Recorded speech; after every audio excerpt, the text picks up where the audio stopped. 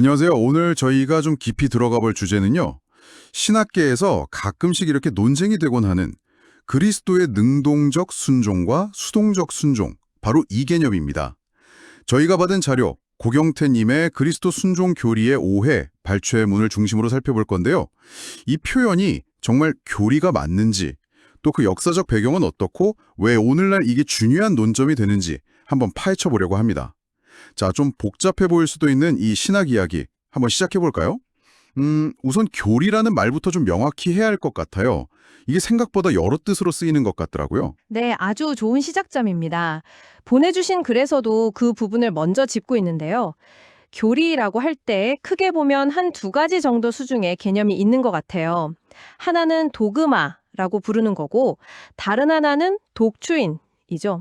보통 도그마는 뭐랄까 아주 초기에 예를 들면 로마 제국 황제가 고민했다거나 하는 식으로 아주 강력한 공적 권위 아래에서 결정된 그런 보편 교회의 공적 결정을 의미합니다.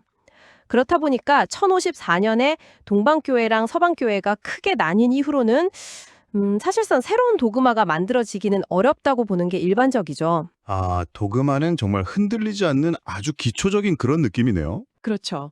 반면에 독트린은 그것보다는 좀 더 지역적이거나 아니면 특정 교파의 권위하고 관련이 깊습니다. 예를 들면 시노드, 그러니까 종교회의에서 공적으로 결정했다거나 중세 이후에는 교황이나 지역의 왕 또는 의회가 인정한 그런 신학적인 내용들이 독트린에 해당될 수 있어요. 근데 이 둘의 핵심적인 공통점은 바로 공적 결정이라는 겁니다. 아무리 뛰어난 신학자가 개인적으로 주장한다고 해도 그게 어떤 공적인 회의를 통해서 논의되고 공식적으로 채택되고 선포되지 않으면 엄밀한 의미에서는 교리라고 부르긴 좀 어렵다는 거죠. 개인의 주장은 그냥 의견일 뿐이고 공적인 인정을 받아야 비로소 교리가 된다. 네, 맞습니다. 물론 현대에 와서는 용법이 좀 넓어지긴 했어요. 특히 18세기 넘어가면서 종교 분리가 되고 국가 권력과 분리된 개별 교단들이 자체적으로 만든 신앙선언 같은 것들도 넓게는 독출인으로 보기도 하고요. 때로는 개인 신학자의 아주 체계적인 진술까지도 그냥 독트린이라고 부르는 경우도 있긴 합니다만 원칙적으로는 공적 결정이 중요하다는 거죠. 그렇군요. 그럼 정리를 해보면 어떤 신학적인 주장이 특정 교단의 공식적인 교리인지 아닌지 판단하려면 가장 확실한 방법은 역시 그 교단이 역사적으로 채택하고 공인한 신앙고백서 같은 공적 문서, 거기에 그 내용이 명확하게 들어있는지를 보는 게 핵심 기준이 되겠네요. 바로 그거죠. 자, 그럼 바로 이 기준을 가지고 오늘 저희 주제인 그리스도의 능동적 순종과 수동적 순종, 이 표현을 한번 들여다보죠. 이 표현, 역사적인 공적 신앙 고백서에 등장하는 표현인가요? 순종과 수동적 순종이라는 이 구체적인 문구는 1658년에 나온 사보이 선언, 그리고 1689년에 제2차 런던 신앙 고백서, 여기에 명시적으로 딱 나타납니다. 아, 사보이사논이랑 런던 신앙 고백서요. 네, 그런데 정말 주목해야 할 점은 뭐냐면 이것들보다 먼저 1647년에 완성된 문서가 있잖아요. 특히 장로교회에서는 가장 중요한 표준 문서 중 하나로 꼽는 웨스트민스터 신앙고백서, WCF라고 부르는 거예요. 거기에는 이 표현이 없다는 겁니다. 안 썼어요. 대신 WCF는 순종과 만족, obedience and satisfaction이라는 다른 표현을 채택했습니다. 아, 여기서 진짜 흥미로워지는데요. 자료 보니까 어떤 분들은 WCF의 순종과 만족이 사보이 선언의 능동적 수동적 순종이랑 사실상 같은 말이다. 동의어다. 이렇게 주장하기도 한다면서요. 근데 정말 똑같은 뜻이라면 왜 굳이 표현을 바꿔서 새로운 고백서를 만들었을까요? 이건 뭔가 좀 더 설명이 필요해 보이는데요. 아, 정말 예리하게 보셨습니다. 자료를 쓰신 분도 비슷한 의문을 가졌던 것 같아요. 처음에는 인공지능한테 물어보니까 동의어라고 답하기도 했다는데 역사적인 맥락을 더 깊이 파고 들어가 보니까 이게 그냥 단어 차이가 아니더라는 거죠. 웨스트민스터 신앙고백서 WCF와 사보이 선언 사이에 실제로 존재했던 어떤 신학적인 긴장감, 특히 당시 회중파 Congregationalist라고 불리던 그룹의 신학적인 입장을 반영하는 상당히 의도적인 선택이었다는 걸 발견했다는 겁니다. 아, 회중파요. 네, 그 당시 웨스트민스터 총회에는 장로파가 대다수였지만 소수 그룹으로 회중파도 참여를 했거든요.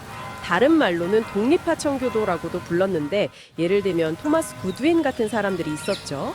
이분들이 특히 칭의론, 그러니까 사람이 어떻게 하나님 앞에서 의롭게 되느냐 하는 교리를 토론할 때 능동적, 수동적 순종 이 개념을 굉장히 강하게 내세웠던 걸로 알려져 있어요. 하지만 결국 그 주장이 최종 WCF 문서에는 반영이 안 된 겁니다. 그래서 결과적으로 이분들은 WCF에 온전히 동의해서 서명하지 않은 그룹, 이른바 반대파 형제들, 디센팅 브레더렌이라고 불리게 됐죠. 와, 그렇군요. 그러니까 웨스트민스터 총회라는 그 공적인 자리에서 능동적, 수동적 순종 이 표현을 쓰자고 주장했던 그룹이 있었는데 그게 최종 문서인 WCF에는 안 받아들여지니까 아예 서명을 안 하고 나중에 자기들끼리 모여서 신앙고백서, 사보이 선언을 만들면서 바로 그 표현을 딱 넣었다는 거잖아요.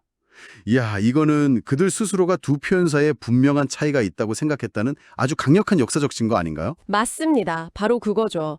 그래서 사보이 선언 1658년은 WCF에 서명하지 않았던 그 독립파, 즉 회중파들이 주도해서 만든 문서예요.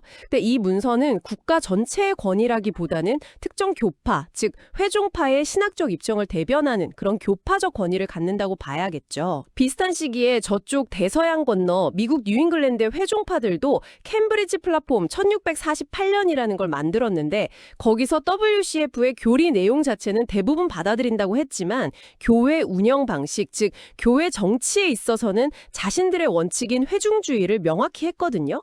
이게 단순히 그냥 운영 방식을 뭘 선호하냐의 문제를 넘어서 어쩌면 교회의 본질이나 권위에 대한 더 근본적인 신학적 이해 차이를 반영하는 것일 수도 있습니다. 아, 그렇다면 그리스도의 능동적, 수동적 순종이라는 표현 자체는 분명히 교리로 존재하는 거지만 그 역사적 뿌리를 추적해보면 원래 장로교, WCF의 공식 표현이라기보다는 회중파, 사보이 선언, 나 그 이후 특정 침례파, 제2차 런던 신앙고백서에서 강조됐던 교리다, 이런 얘기네요.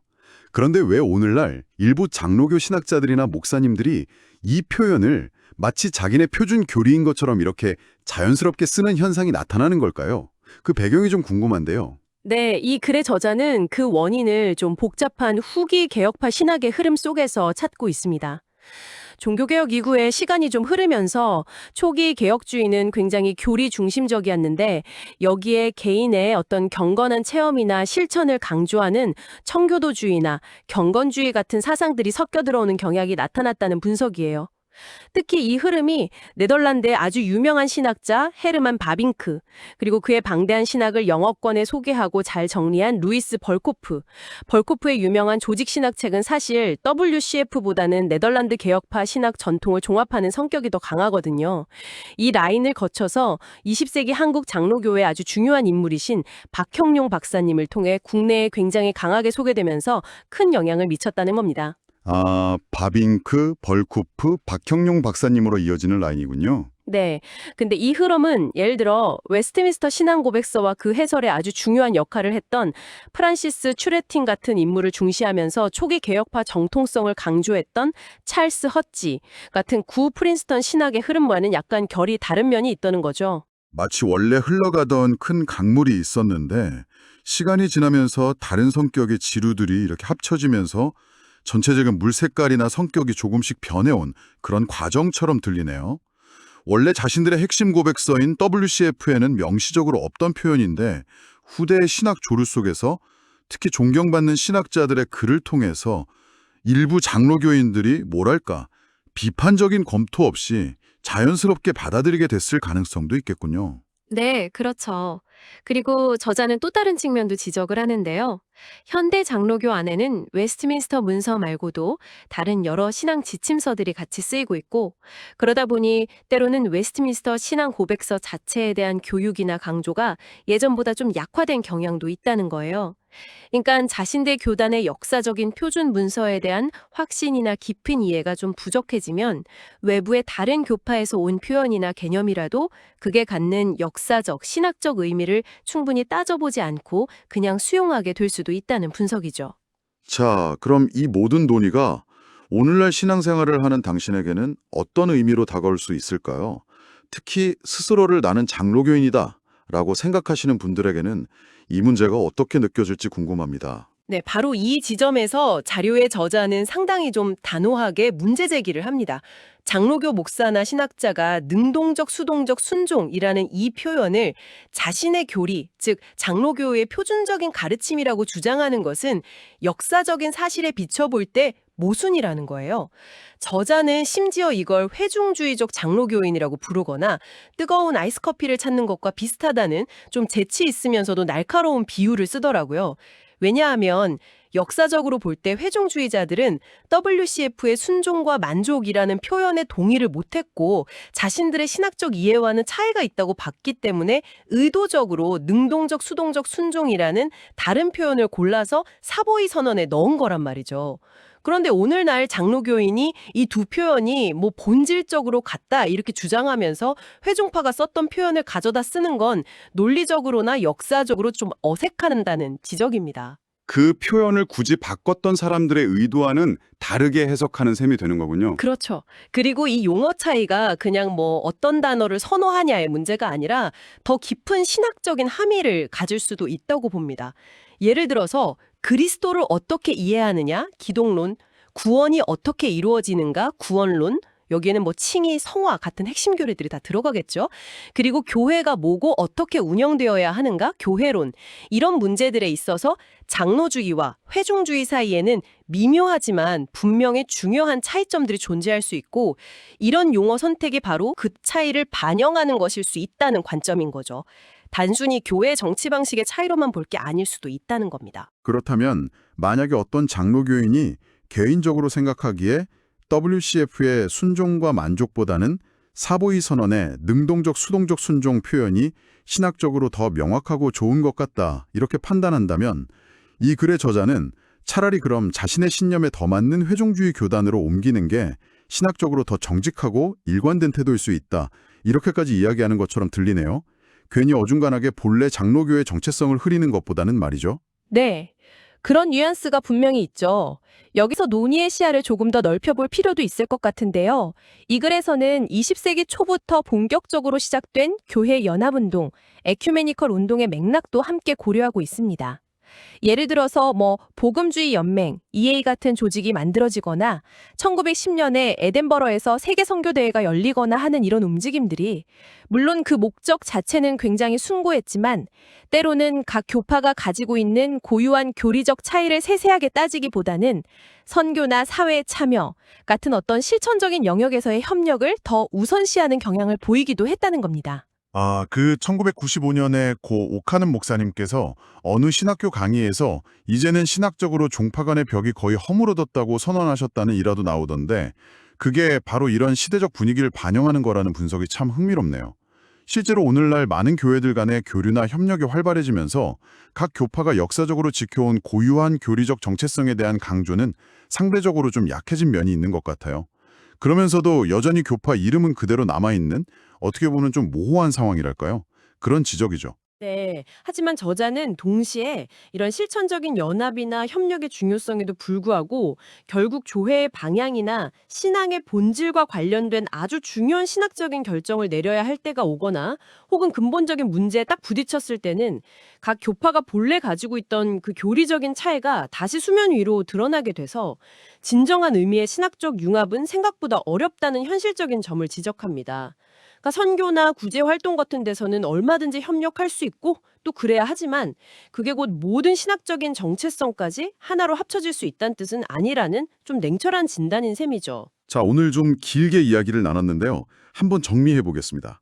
그리스도의 능동적 순종과 수동적 순종이라는 이 표현, 분명히 역사적으로 존재해온 중요한 교리 개념이지만 그 출처를 따져보면 장로교의 핵심 표준 문서인 웨스트민스터 신앙고백서, 여기서는 순종과 만족이라고 표현됐죠. 여기가 아니라 주로 회중주의자들이 주도해서 만든 사보이 선언에 명시적으로 등장하는 표현이라는 점을 확인했습니다. 오늘날 일부 장로교회나 신학자들이 이 표현을 사용하는 현상은 후대에 나타난 어떤 청교도주의나 경건주의와의 신학적 혼합 흐름, 특히 바빙크, 벌코프, 박형용으로 이어지는 라인의 영향 같은 거요.